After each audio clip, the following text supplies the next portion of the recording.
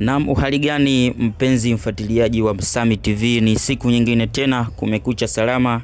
Ni tarehe 9 mwezi wa 5 2025.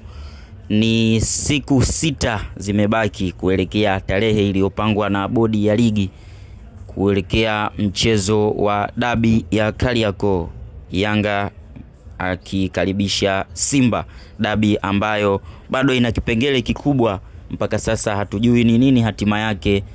Je, Dar es Salaam Young Africans wataazimia kwenda kucheza mchezo huo ama msimamo wao ndio ule ule wa hatuchezi? Itakuwaje?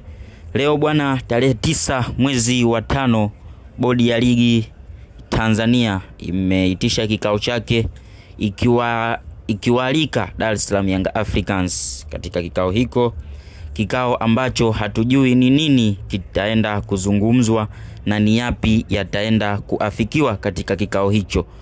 Amefika pale kwenye kikao Al-Fatih Haji, makamu rais wa Dar es Salaam Young Africans, kwa sababu Engineer Hersi ambaye ndio kiongozi mkuu ama rais wa klabu hiyo ya Dar es Salaam Young Africans, yeye hayupo nchini Tanzania, hivyo atawakilishwa na makamu rais wa Yanga, makamu wake Al-Fatih Haji, ambaye amefika na baadhi ya viongozi akiwemo msemaji wa Yanga ndugu Shaban Ali Kamwe na viongozi wachache wa bodi ya wakurugenzi ya Dar es Salaam Young Africans, wakifika maeneo ya Ilala jijini Dar es Salaam kwenda kusikiliza kikao hiko cha bodi ya ligi.